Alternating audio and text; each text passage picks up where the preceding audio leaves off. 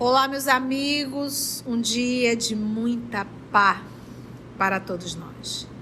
Hoje, exatamente 9 de setembro de 2022, estamos nós reunidos para estudarmos a obra Ave Cristo.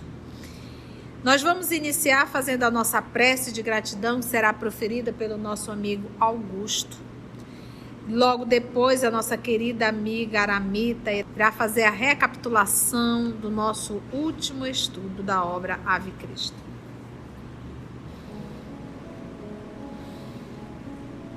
Amado Mestre Jesus,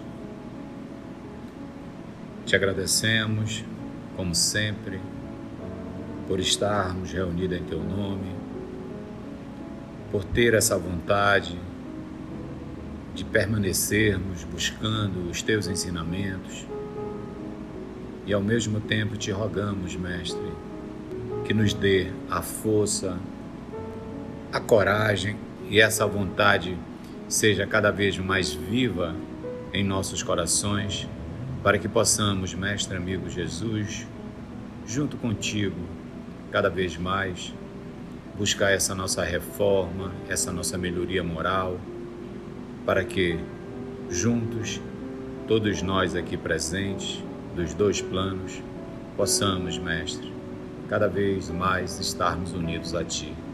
Obrigado, fica conosco hoje e sempre, que assim seja.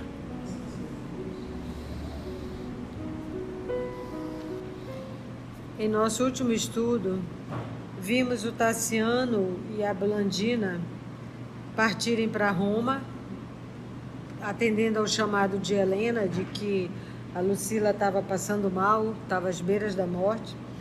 E qual não foi surpresa? Que quando eles partiram, pouco depois, chega Helena na comitiva do Otávio Ignácio Valeriano, que era um preposto do imperador Galo, que era o novo imperador, né? Que estamos no ano de 251, e Galo acabou de chegar ao poder. E ele está mandando esses prepostos, que eram amigos deles do exército, para perseguirem, né? Fazerem as perseguições aos cristãos, e o que eles angariassem ficavam para ele. Então Helena chegou e conseguiu fazer amizade com a esposa de Valeriano. O Basílio e Lívia tentaram falar com Helena, mas ela não os recebeu. E no dia imediato, quem chega para falar com eles é o Teódulo, que fala que a Helena comprou a dívida que o Basílio tinha com os Carpos e pede urgente reembolso. Paramos aí. Situação delicada, né? Imagina você ser cobrado de uma forma e você morar dentro da propriedade da Helena. Basílio empalideceu. Aquilo era um convite à subserviência ou uma proclamação de cativeiro. Em que lhe valiam agora as lutas de uma existência tão longa? Por que viver há tantos anos, julgando-se livre, até a suprema dedicação pela filha que o céu lhe confiara, a fim de encontrar à beira do sepulcro o fantasma da escravidão?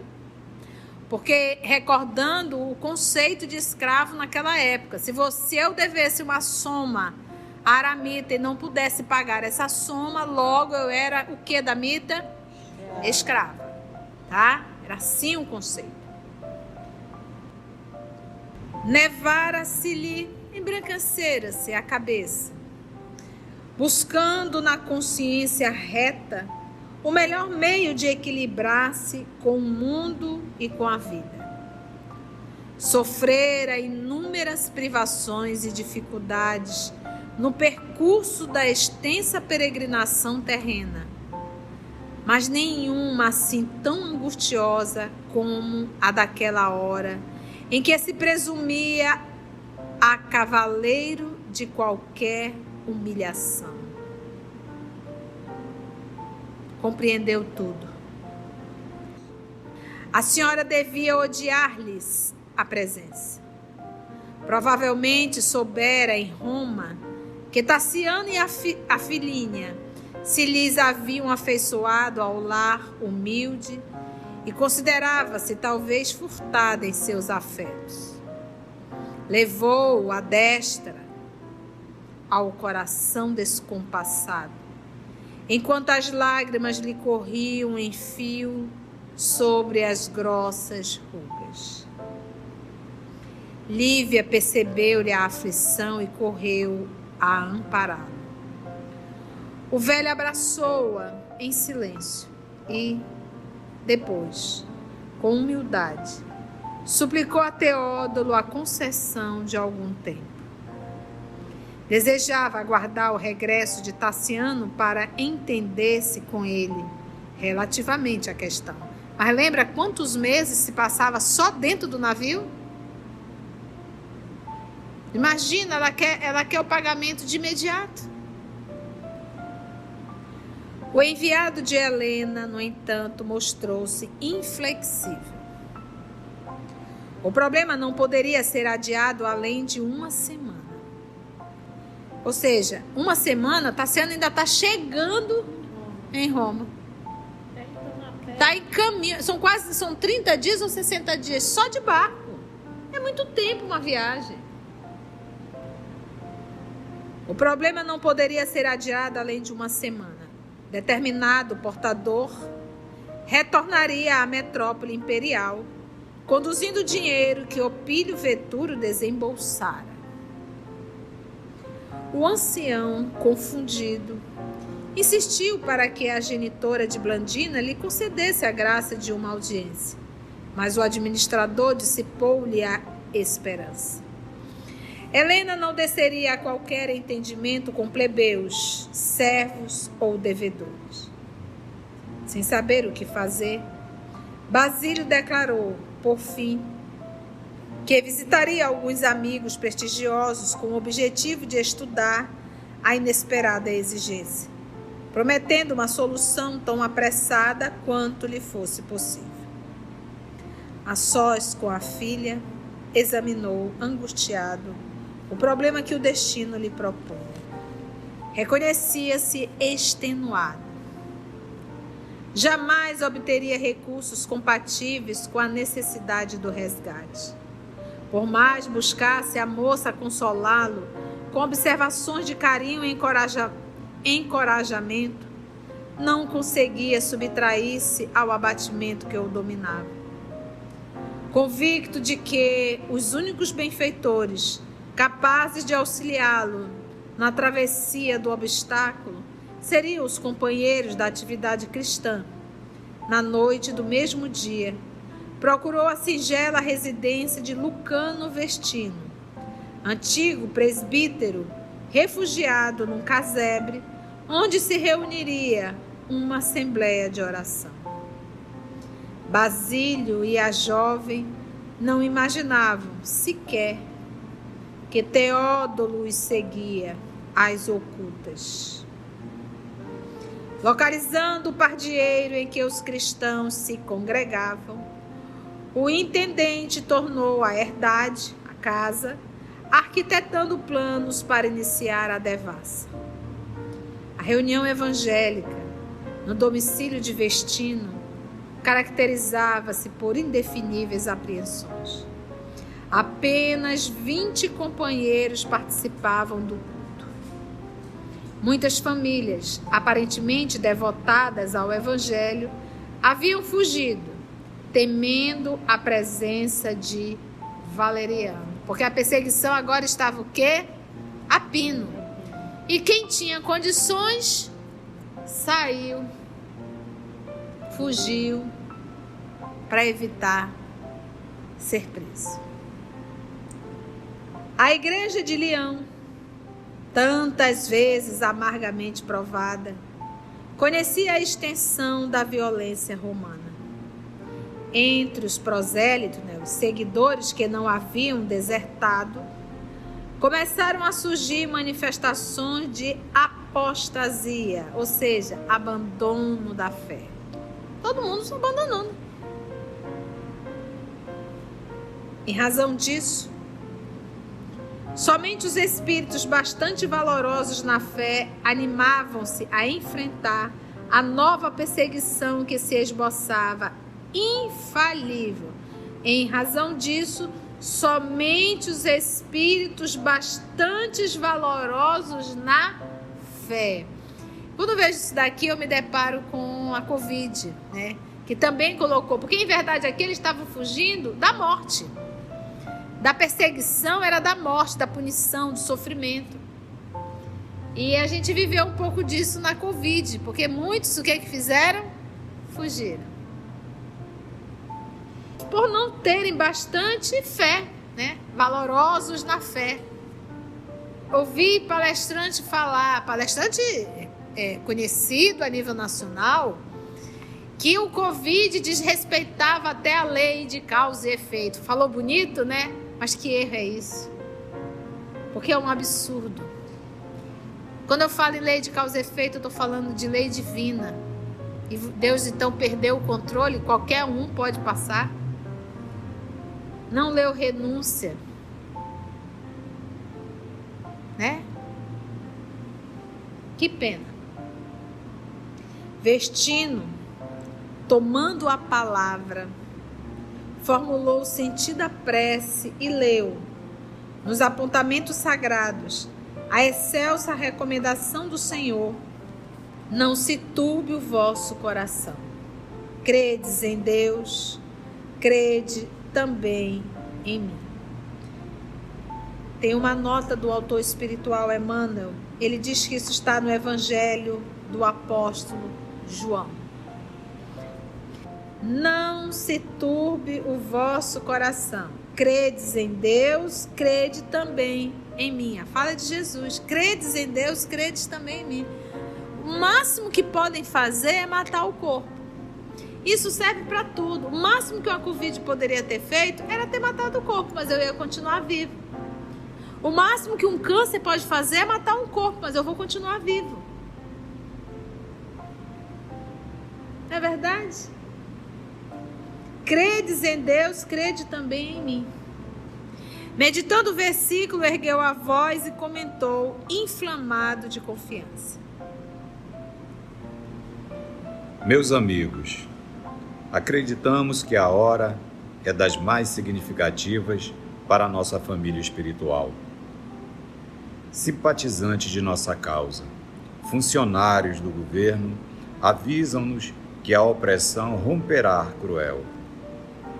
Nossa fé, tantas vezes selada com o sangue dos nossos antepassados, provavelmente nos reclamará o testemunho de sacrifício. Olhemos para a vida de mais alto. Quando o Mestre nos convidou à fortaleza, prevenia-nos quanto às atribulações que nos sitiariam no tempo. Os filhos da ignorância e os devotos das divindades sanguinárias, que aceitam a oferenda de carne viva, poderão desfrutar o domínio terrestre. Gozarão em carros de ouro e púrpura, embriagados de prazer, à maneira de loucos que se regozijassem inconscientes sobre cadáveres amontoados, para despertarem mais tarde sob o látego ardente da verdade que os espreita na morte. Mas nós, os servidores convidados a lavrar com o Senhor o empedrado solo da miséria humana, poderíamos acaso aguardar o descanso? Desde o dia em que se levantou a cruz no Calvário para o enviado celeste, outro caminho de ressurreição não se reservará para nós mesmos. Até o Cristo, os deuses bárbaros possuíam o mundo. Os templos eram casas de negócio com os gênios infernais. Um pombo sacrificado, um carneiro morto ou as vísceras quentes de um touro constituíam oblações em troca de favores de ordem material. Com Jesus, porém, somos chamados a construir o reino glorioso do Espírito. O céu desceu até nós. As algemas que nos encarceravam o raciocínio no círculo estreito da animalidade inferior foram rompidas e a dignidade da alma humana revelou-se divina, descortinando-nos a sua beleza eterna. Não admitamos que o cristianismo esteja na véspera de terminar o apostolado entre as criaturas. Cristo não encerra exclusividade. Enquanto houver um gemido de criança desventurada na terra, a obra do Senhor nos impelirá ao serviço e à renunciação. Por isso, enquanto os nossos irmãos mais fracos fogem ao depoimento da realidade, e enquanto os menos convictos caem no logro infeliz da descrença e da dúvida, marchemos destemerosos, na certeza de que o mundo espera por nosso concurso de suor e martírio, a fim de restaurar-se em seus alicerces sublimes. Por mais de 2 séculos, choramos e padecemos. Nossos pioneiros foram arrancados à família a golpes de traição, calúnia, espancamento e morte. Somos herdeiros da fé imorredora de veneráveis apóstolos, que nola transmitiram com o próprio sangue e com as próprias lágrimas. Por que desmerecer-lhes na confiança, supondo-nos abandonados? Não se turbe o vosso coração, disse-nos o Senhor. Credes em Deus, crede também em mim. Achamo-nos em paz porque cremos. O medo não nos aborrece porque cremos. A vitória espiritual será nossa porque cremos. Meus amigos, a fala de quem vive é carregada de muita emoção, de muita verdade, de muita lógica, de muito sentimento. A fala dele não é de quem deseja, mas é de quem vive. E eu fiquei impressionada realmente com a fala dele. E nós não podemos perder a oportunidade de ticar, sabe, no ticadinho, para a gente aprender o que é sentir o Evangelho. Sentir, aqui ele já sente, né? Porque a gente lembra de Alcides que o Evangelho é para ser sentido. E a gente vai ler um texto de quem sente o Evangelho. Vamos lá com Lucano.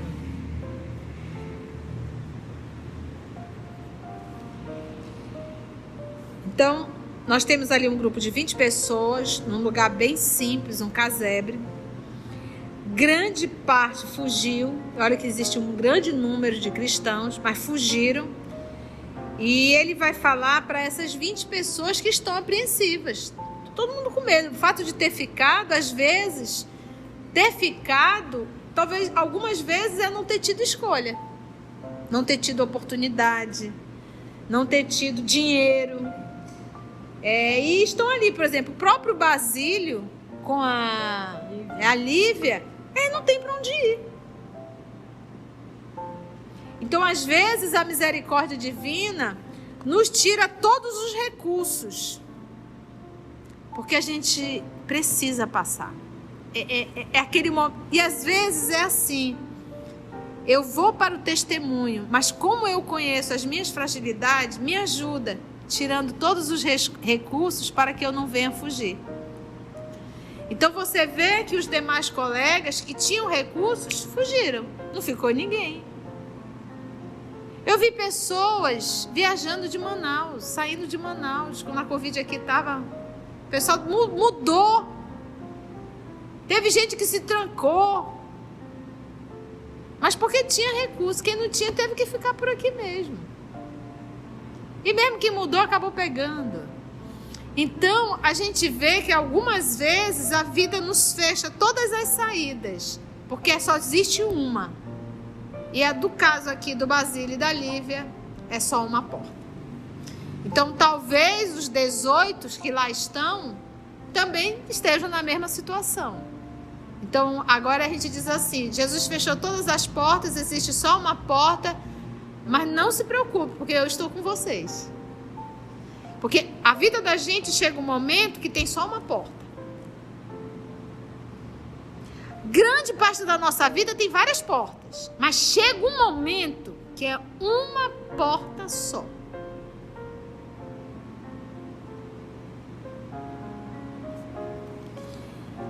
E esse pessoal que está lá é uma porta só. É aquele pessoal que não teve condições e que vai ter que enfrentar, mas que estão com medo, estão desesperados, medo da tortura.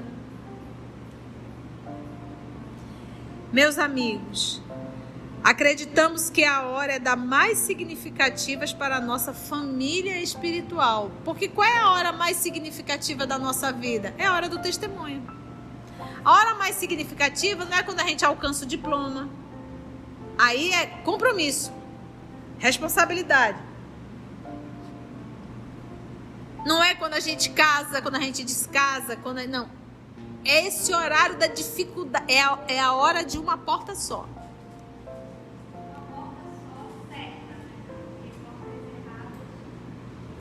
Quando a gente fala, a Narumi, nossa caçula, está dizendo, tia, é uma porta só certa. É a porta do sacrifício. Mas é aquele momento, Narumi, volta a repetir, que muitas vezes a gente, antes de reencarnar, a gente implora. Quando chegar na hora daquela porta, por favor, fecha todas as portas. Você vê aqui que só ficaram 20, mas muitos fugiram. Fugiram por quê? Porque tinham outras portas, entendeu? Tinham recursos, oportunidades para fugir do testemunho. Porque, minha filha, é assim. Uma coisa é tu ir para o testemunho tendo toda a capacidade de sair dele. Lívia, lá no livro Há 2000 anos. Ela está lembrando aqui o livro 50 anos depois, o Nestório, porque ele teve a oportunidade de simplesmente negar e não foi. Então, em verdade, são poucas ou raríssimas as pessoas que, mesmo tendo várias portas, escolhem a porta do sacrifício. A gente sempre escolhe as portas das facilidades, mas raríssimas vezes do sacrifício. E há situações que antes da gente reencarnar, a gente implora, tira todas as portas da facilidade, deixa só do sacrifício, porque eu preciso passar por isso, entende? Se der uma chance, eu vou fugir pela outra porta. É a porta do sacrifício, porque é a porta do sacrifício que vai me fazer crescer, que vai me fazer evoluir. Então, vai chegar um momento da vida da gente que nós já passamos pela experiência de uma porta do sacrifício e portas das facilidades. A gente vai para as portas da facilidade. De novo, porta do sacrifício e portas da facilidade. A gente vai para as facilidades. Durante a nossa vida, várias vezes a gente se depara com isso. Mas à medida que o tempo vai passando, essas portas vão se fechando. E vai chegar um momento, por isso que eu digo que vai estar só a porta do sacrifício. Que aí a gente pode entrar cantando, como os cristãos, ou simplesmente ficar na porta, reclamando, se maldizendo. Então, que a hora é das mais significativas para a nossa família espiritual. E a hora mais significativa para a nossa vida é a hora do testemunho. Porque é na hora do testemunho, é na hora da dor física, da dor material, da dor emocional. É nessa hora que a gente vai firmar, aí sentir o evangelho que nós aprendemos. Ou não. Simpatizantes da nossa causa não são cristãos, mas são aqueles que gostam, que simpatizam, que trabalham lá no meio do povo, do governo, funcionários do governo, avisam-nos que a opressão romperá cruel. Olha, o povo está lá tramando, vai haver sim a perseguição novamente. Aí eu pergunto para vocês, que tipo de espíritos desencarnados estavam influenciando os políticos daquela época? Contra o cristianismo. É por isso que ainda há pouco estudamos no livro Obras Postas. Vigiemos o nosso sentimento. Vigiemos os nossos pensamentos. Porque a treva não ficou isolada em Roma, não. Ela continua tentando destruir nações e os cristãos. Os homens de bem. Os homens que querem realizar o bem. Nossa fé, tantas vezes selada com o sangue dos nossos antepassados. Então, assim, a nossa fé, ela se firma em ver o testemunho dos nossos antepassados, que entravam na arena cantando.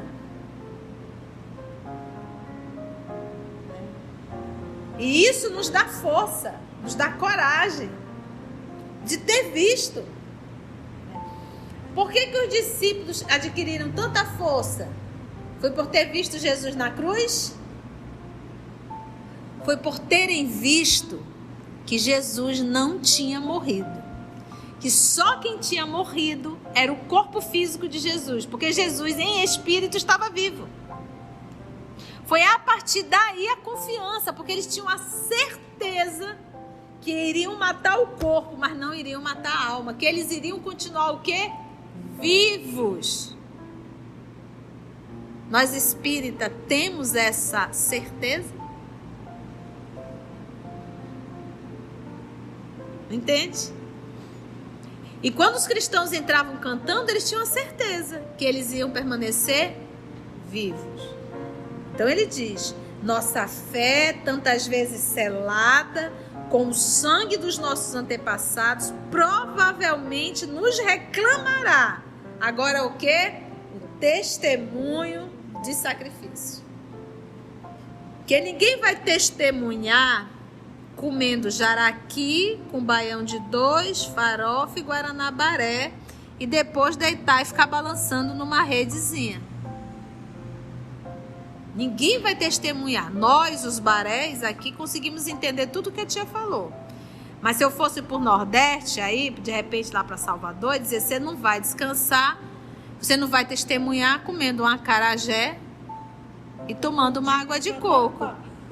Um pudim, um vatapá. Não vai. A gente só testemunha realmente na hora. É o sacrifício. Porque a palavra sacrifício, ela está presente na nossa história. Mas a gente sacrificava o animal, que é o que ele vai falar mais embaixo. A gente não entendia. A gente não sacrificava o animal para oferecer a Deus. O cristianismo nos ensinou o que é sacrifício. E o que é sacrifício? É entregar, nos entregarmos, não é isso. Jesus não quer a morte. Não era isso. Isso aí não era uma opção do Cristo. Isso daí, infelizmente, era uma imposição romana. Mas o que era o sacrifício aí? Todo aquele que quiser salvar a própria vida, perdê-la. Então, qual é esse movimento? Esse fato de você se entregar era dizer assim, eu acredito na vida eterna. E nós estamos fazendo parte daquele grupo que precisa firmar o cristianismo na terra. Então nós vamos dar o testemunho de ser um cristão. Nós espíritas hoje a gente só precisa sentar e estudar. E a gente não quer ter nem esse trabalho. Para a gente poder conhecer a fé que esposamos. Nossa fé, tantas vezes seladas com o sangue dos nossos antepassados, provavelmente nos reclamará o testemunho do sacrifício. E aqui, gente, nós temos mais de 2 séculos. Nós estamos falando de mais de 200 anos a bom martirizarem, queimarem as criaturas. Pensa, 200 anos, gente. 200 anos. Quantos anos nós temos de espiritismo? Já chegamos a 200?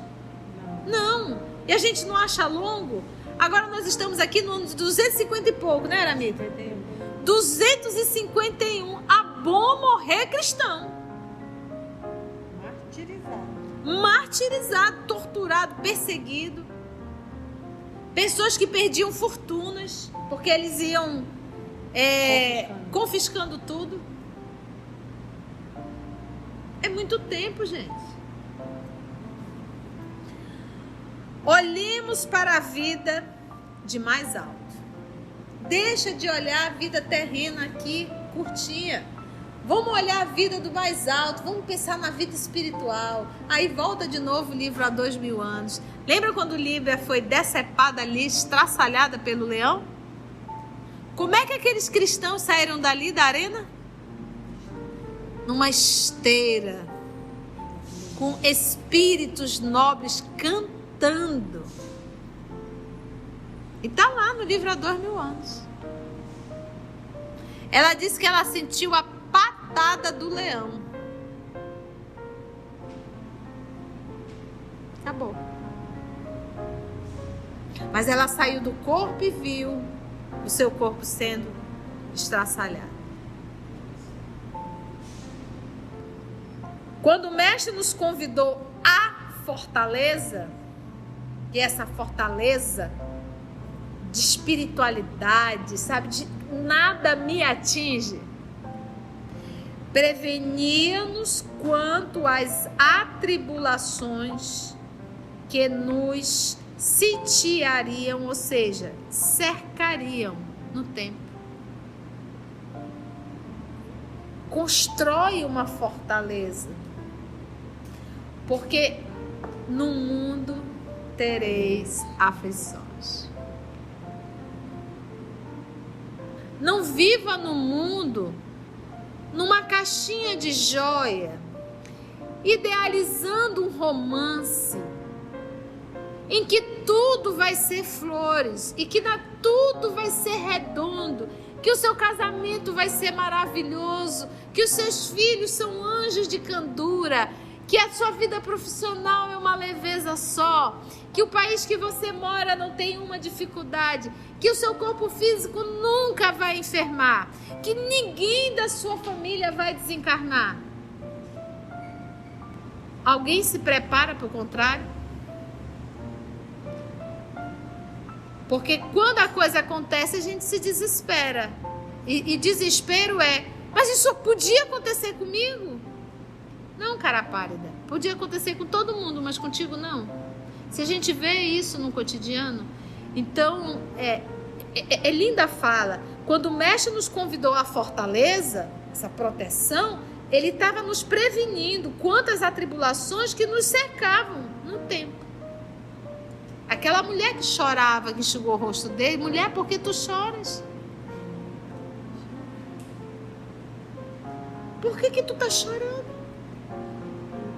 Por mim? Chorai por vós e pelos vossos filhos, pelas descendências. E a gente só se prepara com as atribulações com ele, né? Suave é meu jugo, leve é meu fardo. Então a gente tem que... Isso é pessimismo? Não, isso é bom senso. Eu me recordo uma vez de uma reunião de trabalhadores espíritas e eu falei, meus irmãos, a enfermidade vai chegar. Pronto, só faltaram me crucificar. Não, a gente tem que pensar positivo, não é assim. Ai, vira pra lá essa tua boca. E eu fiquei olhando e digo, eu não estava falando com o espírita de 1 ano, 2 anos, não. O espírita que está no espiritismo há mais de 20 anos. E você vê ainda uma ideia infantil. A pessoa se iludindo que não vai enfermar. Só vou ter que perguntar, também tu não vai morrer, não? Então, Jesus não nos convida a água de coco, o guaranabaré e o jaraqui com baião de dois. Ele nos convida a fortaleza. Como é que tá o lombo? Não é chicotada. São advertências. Não é advertência, é prevenção. Prevenção. Porque a gente só se previne antes. E aí, como tu disseste, vamos morrer, vamos ter perdas, vamos ter horas de dores horrorosas. E sem o Cristo a gente afunda. Não dá. E afunda feio. Não tem essa fortaleza. Meus amigos, meu sentimento é de gratidão ao nosso Emmanuel por esse ato de amor em contar a história Ave Cristo. Meu sentimento é de gratidão a Francisco Cândido Xavier por ter dedicado praticamente uma vida inteira, nós estamos falando de mais de 90 anos, por ter dedicado horas da sua vida para psicografar essa obra, no silêncio lá de Pedro Leopoldo, na Fazenda Modelo. E um sentimento assim de eterna gratidão a Kardec por ter iniciado esse trabalho aqui na Terra, e a Jesus. Tudo isso aqui é amor do Cristo por cada um de nós. Ele nunca desiste de nós e sempre nos chamando para que a gente possa segui-lo de livre e espontânea vontade. Agradecemos a Deus nosso Pai, a Jesus, o amor de nossa vida, aos amigos espirituais aqui presentes. Graça te damos, Senhor, que assim seja.